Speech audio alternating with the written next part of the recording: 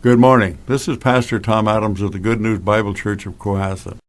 Recently, I watched a television program where a panel of theologians were talking about the days of creation spoken of in Genesis chapter 1 and 2.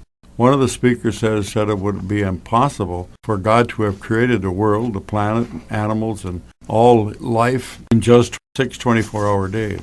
This man has no concept of the omnipotence of God.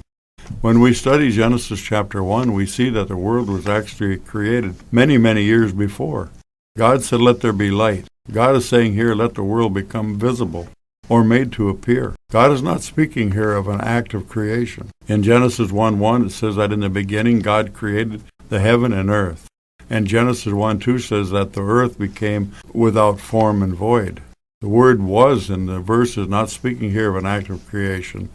In Genesis 1:1, it says that in the beginning, God created the heaven and earth. Genesis 1:2 says that the earth became without form and void. The word "was" in the verse is not the correct interpretation.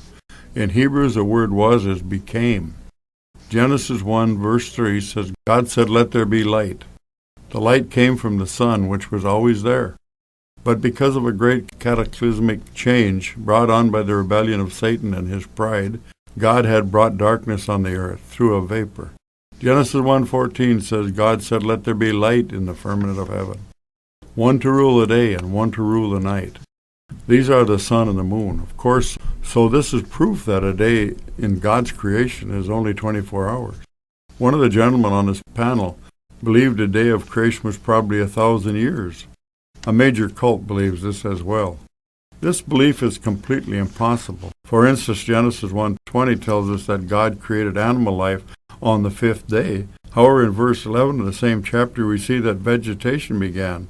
If a day was 1,000 years, all vegetable life would have died before animal life was created. Vegetable life and animal life cannot live without one another. Animals take in oxygen and give off carbon dioxide. Plants take in carbon dioxide and give off oxygen. The two are totally dependent on each other.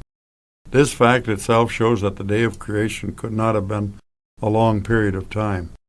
The man on this panel who said that God would not have had enough time to complete this work in just 6 days, 24-hour days, doesn't realize that God just spoke and creation began.